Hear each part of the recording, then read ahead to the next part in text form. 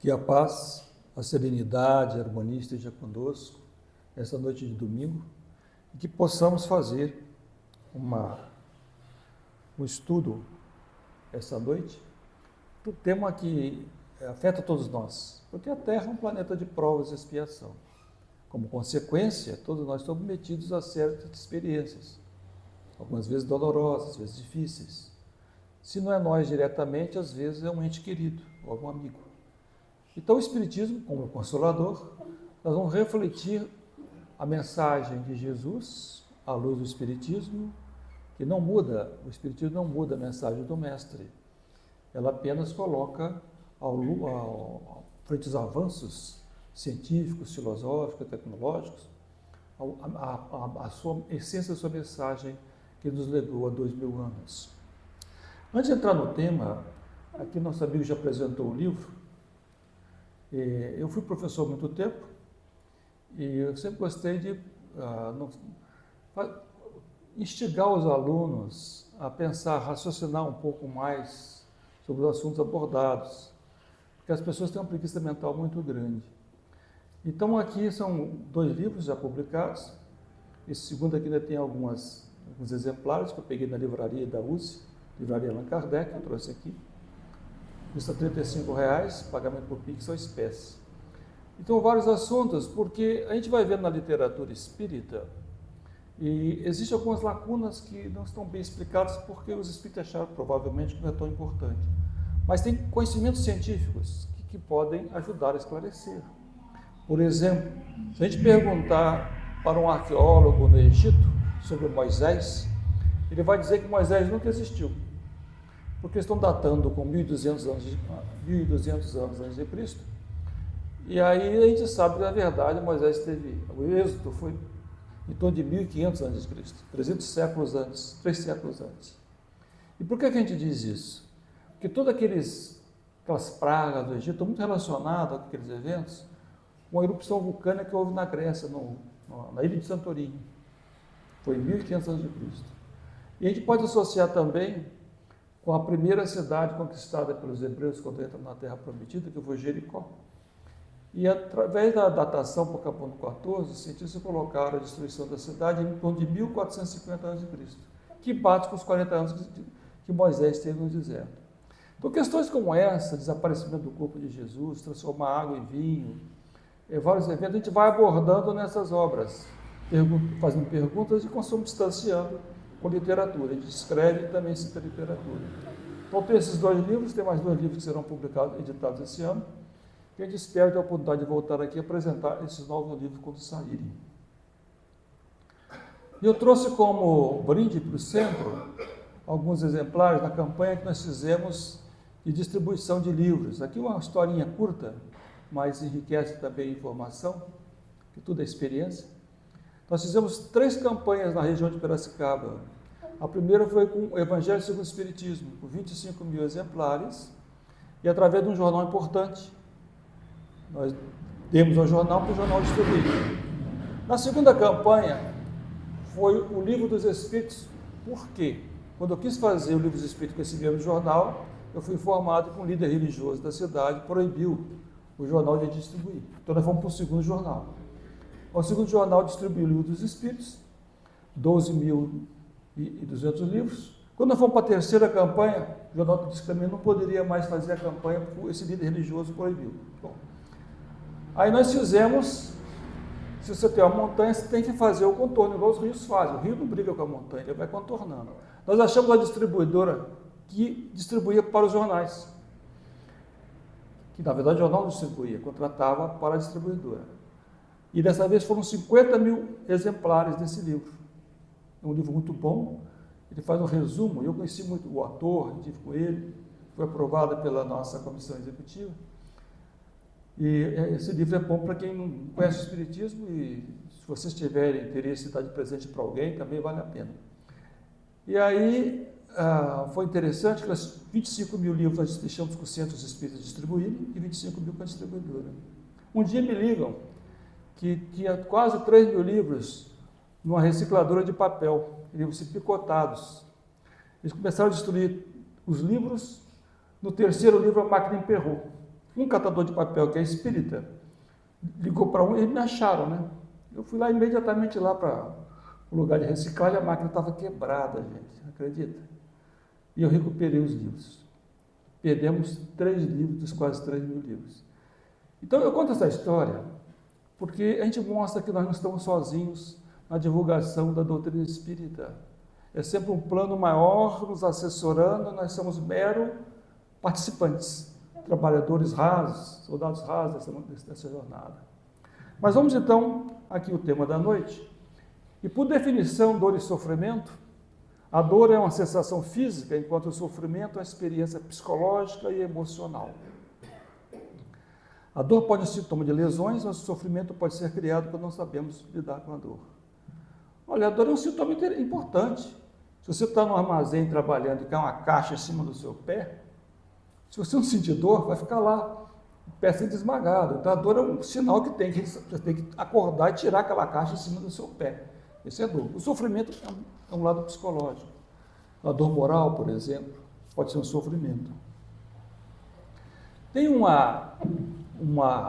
diálogo de Chico Xavier com Emmanuel, muito interessante, muito conhecida. Eu estou aqui repetindo, que está dentro do contexto dessa noite. O Chico, a gente sabe, passou por momentos muito difíceis na vida dele, inclusive até fome. Eu fui descobrir isso mais tarde, né? Eu vi o carinho que o Chico tinha com a Legião da Boa Vontade, e depois eu fui descobrir que durante um período a LBV doava uma cesta básica para o Chico. Coitado. Então ele falou, nossa, ele nunca reclamou de nada, nunca falou de nada. Mas o sofrimento bateu forte no Chico. Ele falou, mano, manda um recado para Maria de Nazaré, a mãe de Jesus. Eu estou sofrendo muito. O que ela pode me dar uma mensagem de consolo e tudo? Emmanuel, perfeitamente. Passaram uns dias e Emmanuel falou, Chico, Maria de Nazaré tem uma mensagem para você. Ah, peraí que eu vou pegar um papel e uma caneta para anotar. Aí Emmanuel falou, não, é curta. Chico, tudo passa. Eu achei fantástica essa historinha. Gente, a vida passa muito rápido.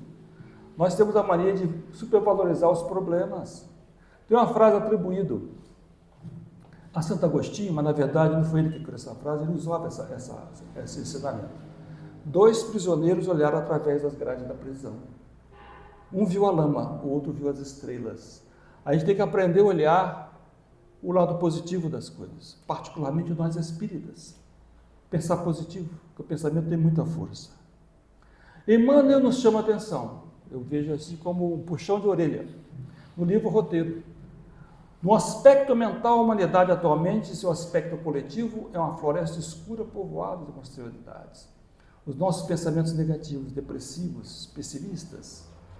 Alguns estudiosos colocam que essa zona de transição entre a crosta planetária e os planos mais elevados, por exemplo, onde está a cidade de Nosso Lar, que é muito conhecida, é mais ou menos 50 quilômetros. E essa energia densa e negativa, criação humana. Não foi Deus que criou essa energia negativa, é os nossos pensamentos negativos. E ele fala então a respeito do nosso comportamento. As energias mentais dos habitantes da Terra tecem o envoltório e os retém na superfície do globo. Raros são aqueles cuja mente vara o teto sombrio com raios de luz dos sentimentos sublimados que lhe fulguram no templo íntimo. Eu estou há mais de 40 anos trabalhando na divulgação do Espiritismo, gente. Eu tenho visto pessoas que eu considerava como uma rocha sólida, capaz de aguentar qualquer tempestade, e quando veio os problemas desabaram. Não conseguiram realmente viver o ensinamento de Jesus. Nós temos que tomar muito cuidado com o conhecimento que nós temos, se nós estamos realmente conseguindo consolidar esse ensinamento aqui, a fé em Deus e a resistência perante as dificuldades, é uma construção gradativa, não é da noite para o dia, é devagarzinho, como subindo uma grande escadaria. Eusébio, um mentor espiritual, no livro No Mundo Maior, psicografado pelo saudoso Chico, ditado por André Luiz, ele diz o seguinte: embora retornemos constantemente ao planeta em reencarnações sucessivas há milênios, nossos compromissos com a religiosidade têm sido praticamente nulos. Eu fiquei surpreso quando vi isso. Confesso que eu fiquei perplexo. Se ele falasse décadas, ele fala milênios, porque nós sempre evoluímos, o espírito nunca regride. Evoluímos sempre no aspecto intelectual. No aspecto moral, que ele fala que é religiosidade, não. Podemos ficar estacionados por milênios. A proposta nossa do Espiritismo é justamente quebrar, sair desse ciclo negativo. Romper esse paradigma, adotar um novo padrão de vida. Eu gosto muito dessa frase, atribuída ao saudoso Amorim.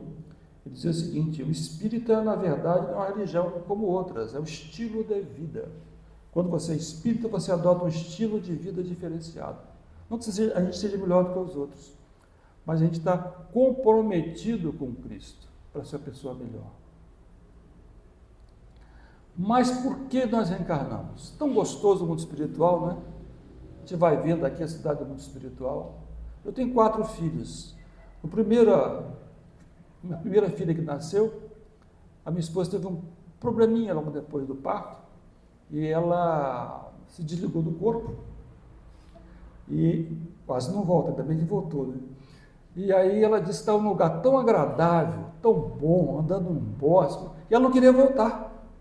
Nós éramos quase que recém-casados, né? Quando minha filha nasceu, eu tinha 27 anos, ela tinha 21, a gente era novinho. Mas, quer dizer, estava ainda pleno na idade, né? E ela, do lugar agradável como espiritual. Mas por que a gente reencarna então? Mas nós temos muitos equívocos ao longo das reencarnações. E quando estamos no mundo espiritual, a gente recorda com uma intensidade tremenda. Porque a gente não recorda só o que nós fizemos. A gente sente as emoções do que nós fizemos de errado.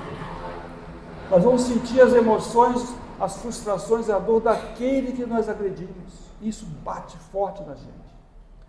Então a gente fica igual um louco querendo reencarnar. Pelo amor de Deus, mentor, me deixa voltar para a Terra que eu quero esquecer. É um tempo bom para esquecer, recomeçar.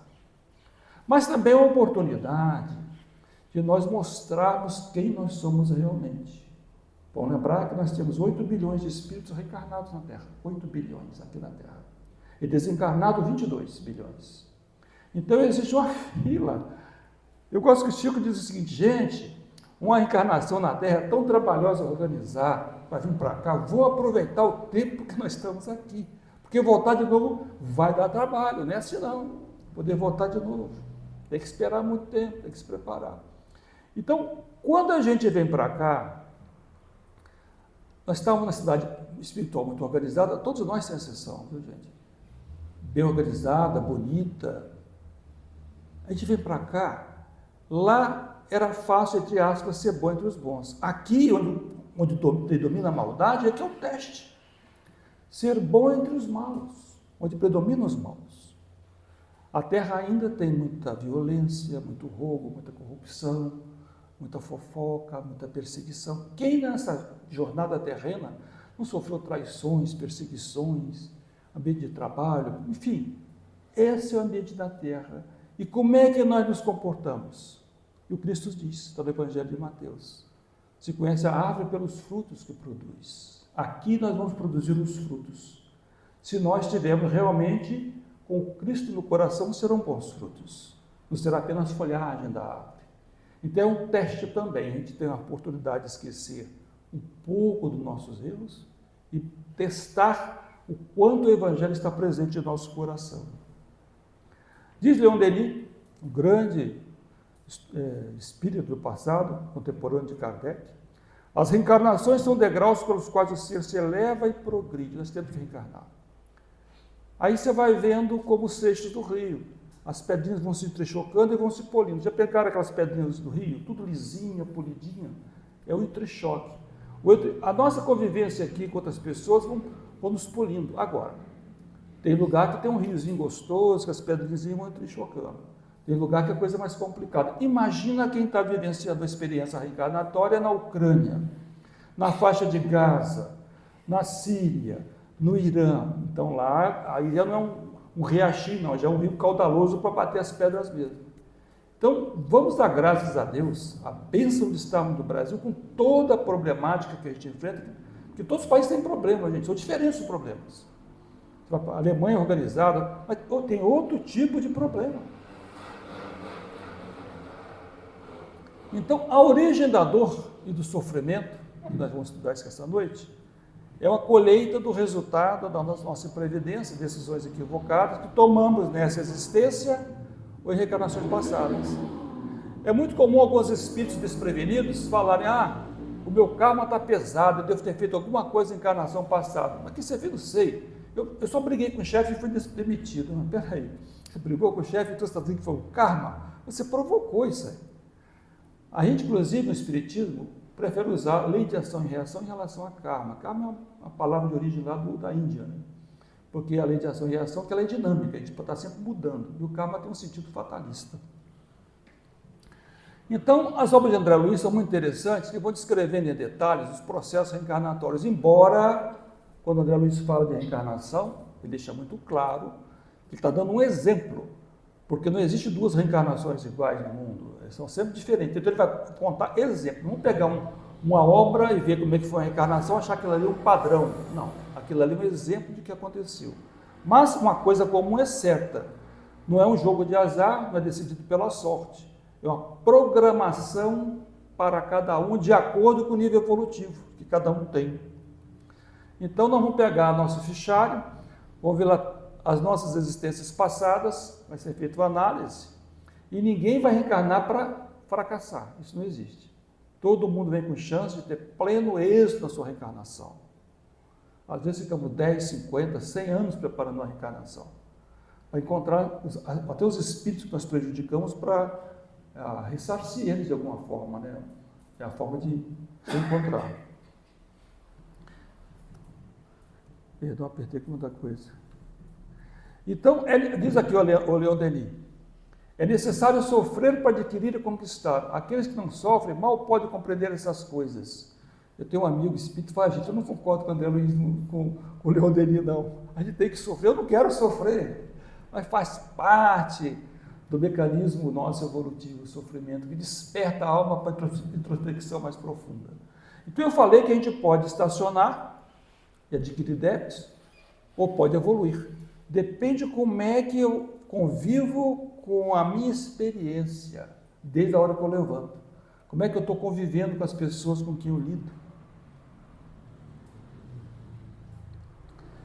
Nossa. Então, quando há a reencarnação, o embrião vai se desenvolvendo, multiplica o número de células, aumentar a fixação do corpo espiritual e se prende as moléculas do corpo físico em formação. Então, o espírito ele fica implantado no útero da mulher e vai ser a matriz energética que vai fazer então o corpo físico. E toda aquela energia positiva ou negativa vai impregnar o corpinho do nascituro, que vai se manifestar depois na forma adulta, que pode ser inclusive algumas enfermidades crônicas, depende do nível de lesão que ele tem no seu perispírito pelas ações do passado. Então, a dor e o sofrimento pelas decisões equivocadas, só pelo aspecto didático, gente, eu coloquei aqui 3 situações, mas você pode desdobrar para muito mais coisas. Mas aqui, pelo tempo que nós temos, para não abusar do tempo, eu coloquei aqui 3 aspectos para fazer uma análise. O uso indevido das nossas energias.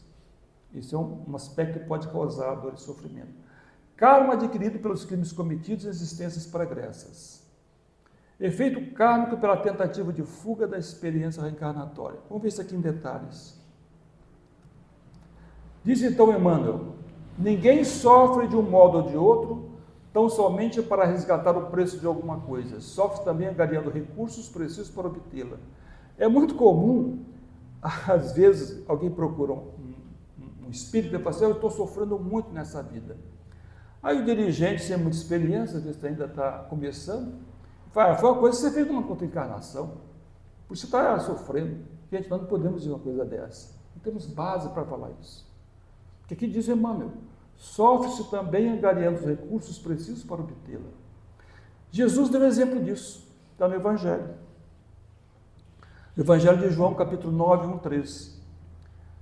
Foi a cura do cego de nascença em Jerusalém.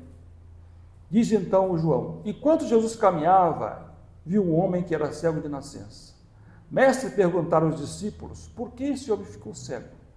Por causa dos seus pecados ou por causa dos pecados dos seus pais? E tinha ainda alguma crença que a pessoa estava sofrendo por causa dos pais, que é uma aberração, não faz nenhum sentido. Né? o pai faz qualquer coisa, o filho vai pagar, não faz sentido isso aí. Jesus diz, nem uma coisa nem outra, mas para nele se mostrar o poder de Deus. Por que isso? Jesus teve vários missionários que vieram com ele para participar da divulgação da sua boa nova. Os judeus precisavam ser sacudidos para quebrar aquele fanatismo do judaísmo e reconhecê-lo como Messias. Então, a cura que Jesus fazia era uma forma de demonstrar para os judeus que ele era o Messias. Também tinha o objetivo superior de ensinar a fazer a caridade. Então, esse servo, com toda certeza, foi um missionário. Ele pediu para vir servo para ajudar Jesus. Olha aqui, que tarefa. Com toda certeza, é um espírito de certo que late para aceitar uma aprovação tão difícil como essa. Mas veio como servo e Jesus fala. Nenhuma coisa nem outra. Ele não tinha nenhum débito. Mas para nele se mostrar o poder de Deus através do Mestre, que era o representante de Deus aqui na Terra. Então, algumas religiões colocam que a gente vai ter uma conduta equivocada e vai para um céu ocioso, tocar harpa, ou vai para um lugar muito quente para a eternidade, né? Isso aí não faz sentido, a gente sabe que Deus é Pai e não iria fazer isso. E o próprio Mestre disse, nenhuma ovelha de meu rebanho se perderá. Então o Espiritismo já vai de uma forma mais científica, mais lógica, mais filosófica e racional. Não, a gente tem a lei de ação e reação, Deus nos dá o nosso livre-arbítrio, eu posso fazer o que eu quiser, mas eu vou colher aquilo que eu planto. Então esse garotinho está brincando com fogo, essa bombinha vai explodir na mão dele e ele vai ficar todo queimado. Assim somos nós, com nossos equívocos ao longo da vida, mas vamos ter chance de voltar e retificar os equívocos cometidos. Então, o primeiro caso que eu estou mencionando, a dor e o sofrimento originados pelos crimes praticados no passado. Diz os mentores espirituais que quando a gente volta para as cidades espirituais, quando a gente está muito elevado, a gente pode recordar até umas 3 encarnações para trás, depois para. E nós temos estrutura para ver muito lá para trás. Porque a gente evolui muito de uma encarnação para outra. É uma diferença muito grande. E não adianta o mentor vai querer mostrar nossas existências passadas só por curiosidade, mas isso não existe. Iria ser muito chocante para a gente. Nós não temos estrutura psicológica, moral, para ver os nossos erros. Nós temos que evoluir um pouco mais para poder conseguir enxergar as outras existências lá para trás. Mas os efeitos dos nossos equívocos estão conosco. É como uma sombra que nos acompanha. Então, eu mencionei a lei de causa e efeito. As energias negativas originadas pelas ações equivocadas no passado ficam gravadas no perispírito e são materializadas no corpo físico pelas leis naturais que representam a justiça divina. Então, ontem o indivíduo esfaqueou alguém, coisa bárbara, terrível, e aí ele pode nascer, na outra encarnação, com a úlcera, por exemplo, no estômago, onde ele deu a facada a alguém. Então, é um efeito mais imediato. A dor e o sofrimento causado pelo descuido com o corpo físico nessa existência. Então, quando a gente reencarna, durante o processo gestacional, o espírito reencarnante se impregna da quantidade de fluidos vitais da mãe, que está ali com o nascituro no seu útero. Depois que a criança vai nascer, o fluido vital permite o funcionamento harmônico dos órgãos durante a nossa existência, ele é obtido através da metabolização da energia do ar. Então a gente vai metabolizando, fazendo o fluido vital. Eu contei essa figurinha dessa senhora com a chave na mão, no carrinho zero. Então quando você vai comprar o carro zero, você vai lá, pega o carro e vai correndo no posto de gasolina, que deve ter um cheiro de gasolina naquele carro. É só você andar assim 5, 10 km no máximo, o carro vai parar por falta de combustível. Não chega a ser assim quando a criança nasce, mas nós temos que gerar esse fluido vital. Então, com o funcionamento normal do corpo físico, nós temos suficiente para manter a vida orgânica até o término da jornada que foi estabelecida antes da nossa encarnação. Todos nós, sem exceção, temos uma data marcada próxima, uma estimativa, quando a gente vai voltar. Por que uma estimativa? E geralmente a gente volta antes. A gente vai para viver 100 anos e aí a gente fica irritado, aborrecido, se alimenta bem e aí volta com 90. Mas pelo nosso nível evolutivo tem uma margem de tolerância para isso. Ninguém vai ficar assim, punido por isso, não. Tem uma margem, não pode a pessoa vir para ficar 100 anos e voltar aos 40 anos de idade, mas já é outra coisa. Então eu coloquei aqui a figurinha da caixa d'água. A pessoa que tem uma vida equilibrada, os órgãos funcionando bem, Então, é igual a caixa d'água de uma casa. Você está consumindo a água, mas está lá, vindo a água tratada para abastecer essa caixa d'água. Agora, se a pessoa tem um problema qualquer de ansiedade, estresse, é como se fosse uma caixa furada, não está gerando energia, não está vindo água suficiente para aquela caixa. A pessoa não está produzindo fluido vital suficiente, então ela pode fatalmente vir a desencarnar. Então o resultado disso aí é o sofrimento na vida após a vida. Dizem então os mentores, a morte pode ser igual para todos, mas a desencarnação depende do indivíduo. A demora de serem desfeitos laços fluídicos pode ocasionar um grande estado de perturbação no espírito. Então a pessoa ainda fica ligada ao corpo físico, não é totalmente desligada, porque é uma forma de drenar essa energia que ainda está no perispírito, fluido vital, para ver se o espírito desencarnado, que desencarnou, volta a recuperar o seu equilíbrio. Então nós temos aqui dois casos básicos, a morte biológica antecipada e a morte biológica natural. Quando é a morte biológica natural, gradativamente esse fluido vital vai sendo gasto, naturalmente. Então o desligamento é tranquilo. A pessoa nem sente, vai para o outro lado, já é recolhido pelos mentores e vai embora. Quando a pessoa antecipa a sua desencarnação, a falência abrupta de um órgão ou mais órgãos, por algum abuso, aí ela vai ter um probleminha. Ela vai passar uma temporada na zona de transição. Então, nessa zona de transição, que a pessoa chama da região do umbral, que eu mencionei, está entre a crosta planetária e os planos espirituais mais elevados, você vai drenar esse excesso de fluidos vitais. Diz a Ivone Pereira, no livro Memórias de um Suicida, você vai ter a drenagem dos fluidos vitais. André Luiz fala também no Nosso Lar, além disso, esgotamento dos resíduos mentais.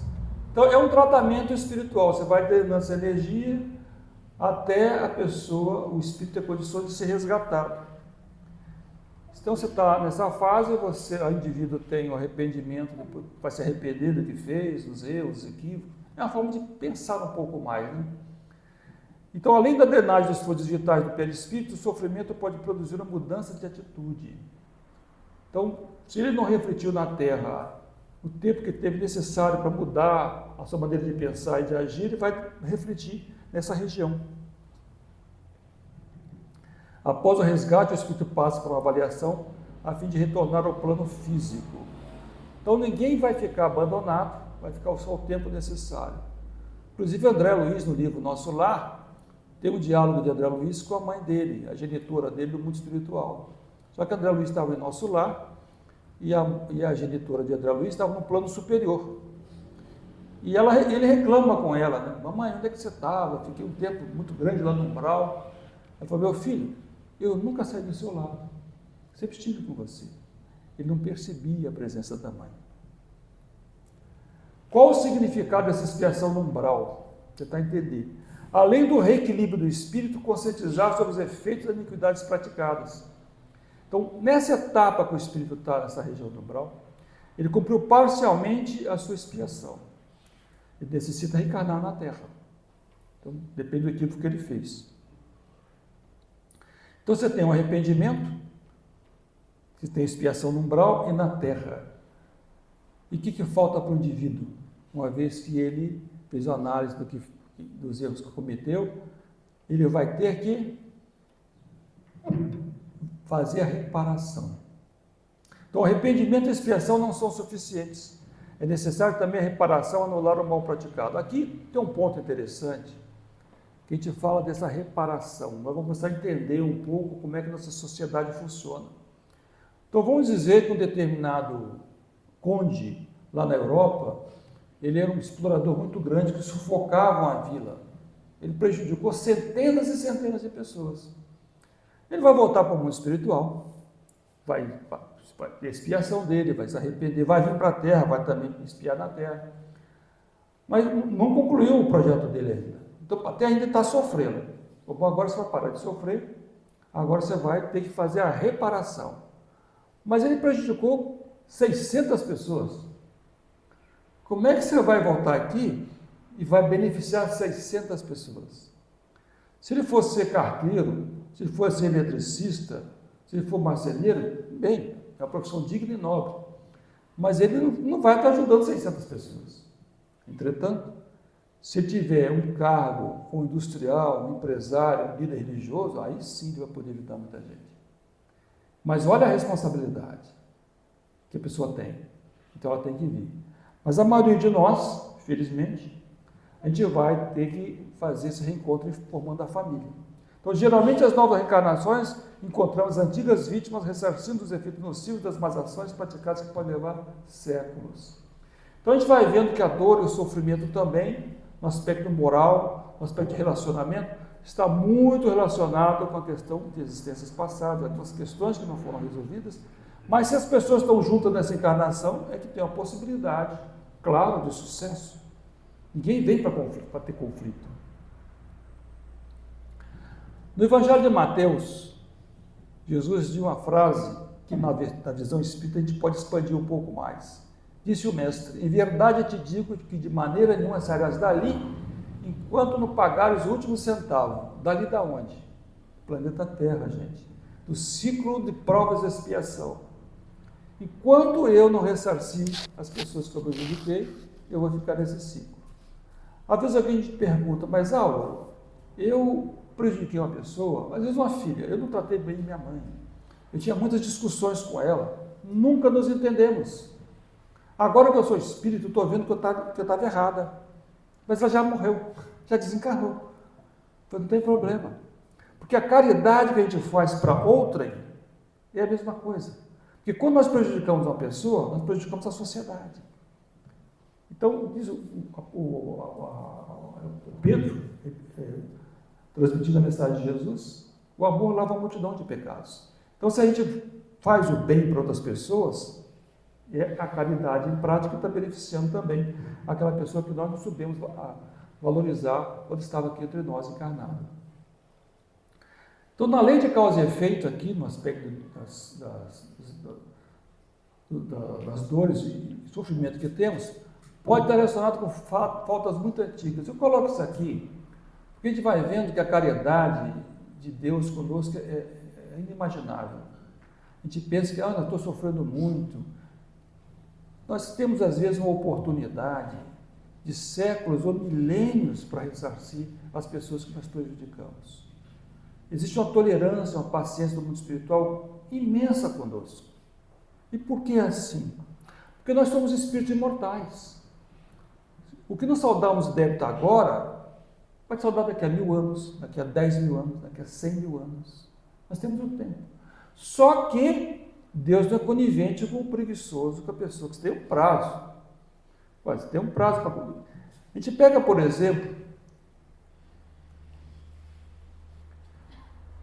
os hebreus, quando eles saem lá do Egito e vão para a Terra Prometida, a primeira cidade conquistada foi Jericó, que eu mencionei no início.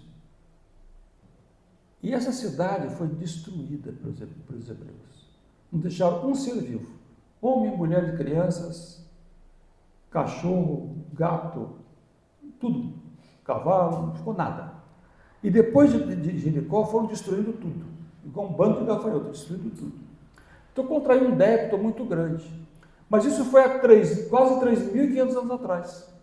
Então tiveram milênios para ressarcir. Muitos ressarciram, muitos. Outros não. E aí, na Segunda Guerra Mundial, nós tivemos 6 milhões de judeus sofrendo nos campos de concentração nazista. Então, quer dizer, por que passaram por isso? Tiveram tempo para evitar isso. Muitos tiveram, outros não. E tem a dor e o sofrimento devido à tentativa de fuga da experiência reencarnatória. Esse é um ponto que está afetando muito a nossa sociedade hoje. Por quê? Existem mais de 330 milhões de pessoas diagnosticadas com depressão, de acordo com a Organização Mundial de Saúde. E, provavelmente, diz os especialistas, o dobro que não foi diagnosticado. Quase 1 bilhão de pessoas com depressão. Está sendo visto como o mal do século. O problema é que a depressão é uma das principais causas de suicídio. E o suicídio é terrível. Então, existem 2 tipos de suicídio.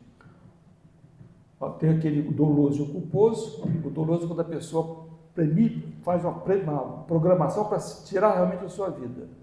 E o culposo é indireto, a pessoa bebe muito, fuma, tem algum estresse qualquer que podia ser evitado, então o culposo ele não quer morrer, mas a vida dele está levando a essa paralisação dos órgãos e vai voltar para o mundo espiritual repleto de fluido vital antes do tempo, que não deu tempo de gastar. Diz então os estudiosos que quem busca o suicídio voluntário é que está sofrendo muito. Mas Allan Kardec, no Evangelho segundo o Espiritismo, nos explica: o suicídio é qual prisioneiro que se evade da prisão antes de cumprir a pena. Quando preso de novo, é mais severamente tratado. O mesmo se dá com o suicida que julga escapar às misérias do presente e mergulha em desgraças maiores. Então, o suicídio é uma porta falsa, que a pessoa vai voltar para o mundo espiritual com a mesma problemática, somado o impacto daquela desencarnação desastrosa. Então, você tem que mais de 700 mil pessoas cometem suicídio anualmente. Ivone Pereira, no livro Memórias do Suicida, fala que o período que a pessoa iria ficar aqui na Terra, ainda que se voltou antes do tempo, vai ficar nessas regiões difíceis, desequilibrados. Aqui você tem nessa figura as pessoas drenando os fluidos vitais, como fosse uma bateria emanando eletricidade, até drenar essa energia para poder ser levada para tratamento. A nossa Joana de Ângeles, mentora do nosso saudoso Dival, no livro Após a Tempestade, ela fala desse impacto do sofrimento na reencarnação do suicida. Aqueles que esfacelaram o crânio, por exemplo, com um tiro, podem reencarnar com idiotia, surdimudez, conforme a parte do cérebro afetada. Então, quem nasce assim é um tratamento de recuperação do corpo espiritual. Depois vai ter a oportunidade de voltar novamente no corpo físico saudável. Os que usaram o enforcamento podem reaparecer com processo de paraplegia infantil. Os afogados podem renascer com problema de efizema pulmonar sem nunca ter fumado um cigarro. Os que utilizam tóxicos venenosos sofrem os tormentos das deformações congênitas, úlceras gástricas e cânceres. Tiro no coração, cardiopatias congênitas irreversíveis. Então, Deus não está condenando ninguém. Não existe condenação divina. Existe o quê? A colheita daquilo que nós plantamos, de forma indevida. Então, a pergunta que se faz: por que a humanidade anda tão perdida sem ideais nobres? Gostei muito dessa frase aqui que o Divaldo fez uma vez numa palestra. Então, ele cita Thomas Hurt: o ser humano perdeu o endereço de Deus. É falta de ideal. As pessoas com uma visão muito materialista e imediatista e consumista, afastada de Deus. Nem todos têm conseguido desenvolver os valores morais. É muito interessante a forma como Jesus nos ensinou coisas profundas com palavras simples. Observe que está no Evangelho de Lucas, ele diz o seguinte: todo aquele que põe a mão no arado e olha para trás não está apto para o reino de Deus. Por que isso? Antigamente não tinha esses tratores para fazer arado, a gente sabe que era com o cavalinho puxando o arado.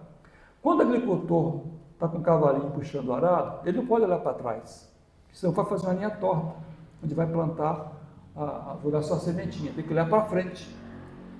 Jesus está dizendo o seguinte: é a falta de ideal elevado, é a falta de fortalecer a fé em Deus, ter confiança em si próprio, confiança em Deus e seguir para frente, sabendo suportar os revés, as dificuldades, o sofrimento e a dor com galhardia, com determinação, com coragem, na certeza que ninguém encontra-se sozinho.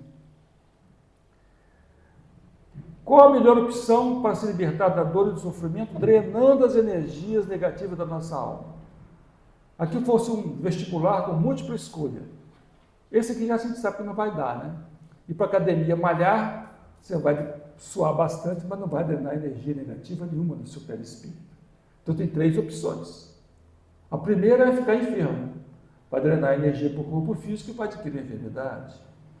A segunda é drenar isso no spa, lá no umbral, aquela lama lá que vai puxar essa energia. E a terceira, através da caridade. Qual das 3 a gente vai escolher? Eu acho que todo mundo vai escolher o número 3. A caridade, gente. O amor, a caridade é o amor em ação. E a caridade é o pensamento, é o sorriso, é a simpatia, é a educação com as pessoas, é o trato. Nós sempre podemos ser caridosos com as pessoas, compreender as dificuldades das pessoas que estão em nossa volta e ser solidário. Conclusão, então, a gente viu até agora, nós somos herdeiros de nós mesmos. Deus não pune ninguém, nós colhemos, nós semeamos e colhemos. E a melhor opção sempre será semear o amor, iniciando dentro do nosso próprio lar. Muito obrigado. Passa a palavra para o dirigente da noite.